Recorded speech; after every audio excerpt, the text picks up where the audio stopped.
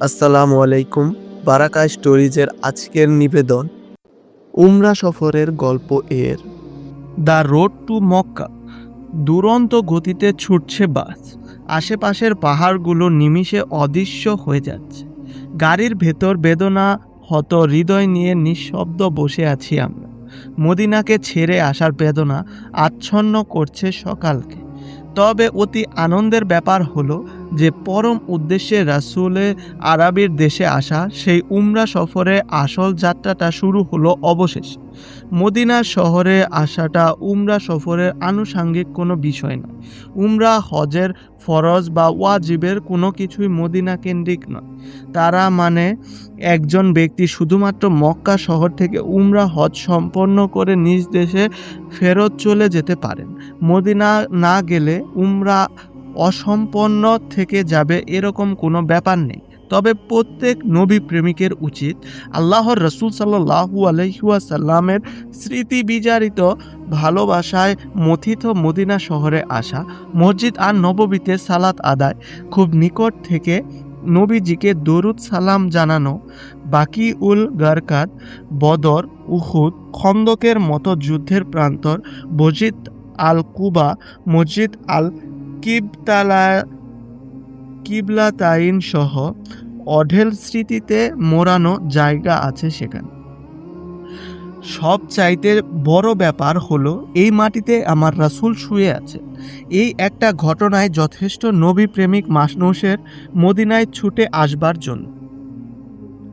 দুর্বার গতিতে ছুটছে গাড়ি। আমাদের পরবর্তী গন্তব্যস্থল হলো জুল হুলাইফা নামক একটা জায়গা। যেহেতু আমরা মদিনা থেকে মক্কায় ঢুকছি, জুল হুলাইফাতে নেমে আমাদের ইহরাম পরে নিতে হবে। আল্লাহর রাসূল সাল্লাল্লাহু আলাইহি ওয়াসাল্লাম কতিপয় স্থান নির্ধারণ করে দিয়েছেন। এই স্থানগুলোকে বলা হয় মিক্কাত। স্থানগুলো অতিক্রমের আগে হাজিদেরকে গায়ে ইহরামের কাপড় জড়াতে হয়। এটা ওয়াজিব। কেউ এটা যদি ইহরাম পরা ব্যতীত মিক্কাত অতিক্রম করে ফেলে তাহলে তাকে পুনরায় মিক্কাতে এসে ইহরাম পরে নিতে হবে। তবে কেউ যদি ইহরাম গায়ে দেওয়া ব্যতীত মিক্কাত অতিক্রম করে যায় এবং পুনরায় মিক্কাতে ফিরে না এসে সেখানে আসে যেখানে ইহরাম পরে নেয়, তবে উমরা হয়ে যাবে, কিন্তু তাকে দম প্রদান করতে হবে। এটা ওয়াজিব হয়ে যায়। একটা বকরি বা ছাগল জবাই করে গরিবদের খাওয়াতে এই দম আদায় হয়ে যায়। জুল হুলাইফা নামক মিক্কাতে এসে আমাদের গাড়ি থামে। কাফেলায় থাকা রাহবার শাইখ আমাদেরকে সবকিছু সুন্দরভাবে বুঝিয়ে দিন। জায়গাটা অত্যন্ত পরিপাটি করে সাজানো, চারপাশে সারি সারি ছোট ছোট খেজুর গাছ। লোকজন যাতে বিশ্রাম করতে পারে সেজন্য খেজুর বাগানের মাঝে মাঝে পাথর দিয়ে তৈরি করা হয়েছে বসার জায়গা। বড় সড়ো একটা মসজিদ আর সারিবদ্ধভাবে অনেকগুলো ওয়াশরুম আর গোসলখানা। সমস্ত আয়োজনটাই হাজিদের জন্য করা। মদিনা থেকে পরে আসা কাপড় চোপড় এখানে বদলে নিতে হবে। গায়ে জড়ানো হবে সাদা রঙের ইহরাম, সেই পবিত্র পোশাক যা গায়ে দেওয়া ব্যতীত হজ বা উমরা আহকাম পূরণ হয় না।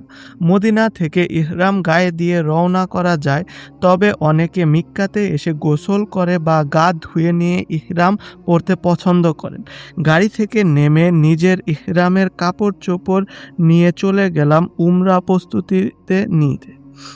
মিক্কাতে থাকা মসজিদে যখন ফিরি তখন আমার গায়ে 2 টুকরো সাফেদ শুভ্র বসন। আল্লাহ সুবহানা তাআলার দরবারে লাখো কোটি শুকরিয়া যে আমার মতো অতি নগণ্য অতি পাপী একজন বান্দাকে ভালোবেসে তিনি এই পবিত্র পোশাক গায়ে জড়াবার তৌফিক দিয়েছেন। দুনিয়াতে কত মানুষ সারাটা জীবনে স্বপ্ন থাকে এই সাদা পোশাক গায়ে জড়াবার। কারো স্বপ্ন পূরণ হয়, কারো হয় না। আবার কি সৌভাগ্য, সেই সফেদ পোশাক আমি গায়ে তুলতে পেরেছি, আলহামদুলিল্লাহ। ইহরামের পোশাক গায়ে জড়িয়ে ঢুকে পড়লাম মসজিদে। ইহরাম পরিধানের পর 2 রাকাত সালাত আদায় করতে হয়। মসজিদে মানুষের উপচে পড়া ভিড়। ইহরাম পরা লোকারণ্য গোটা মসজিদ। কেউ সালাত আদায়ের জন্য আসছে, কেউ সালাত আদায় করছে, কেউ সালাত আদায় করে বের হচ্ছে। চারিদিকে ভীষণ দৌড়ঝাঁপ। নিবিষ্ট মনে 2 রাকাত সালাত আদায় করলাম।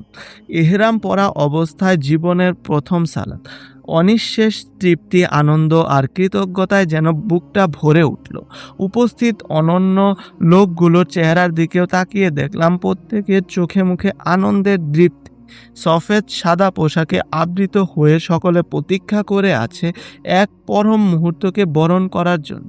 বাইতুল্লাহর কাছে যাওয়া তাড়না যেন অস্থির সকলের মন। জুহর পরেই আমরা মদিনা ছেড়েছিলাম।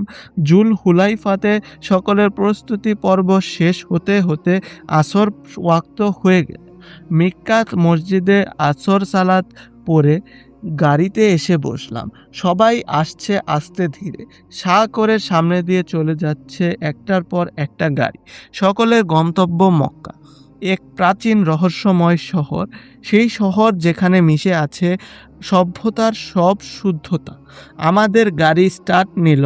সামনে সুবিস্তৃত সুদীর্ঘ পথ, the road to Mecca. Audio বুকগুলো যদি ভালো লাগে তাহলে বারাকা স্টোরিজ চ্যানেলটি সাবস্ক্রাইব করে আমাদের পাশে থাকতে পারেন। পাশাপাশি ব্যাকগ্রাউন্ডে প্লেব্যাক উপভোগ করতে চাইলে আমাদের পডকাস্টটি সেভ করে ইউটিউব মিউজিকে স্ট্রিম করতে পারে। ইয়ামানিলি।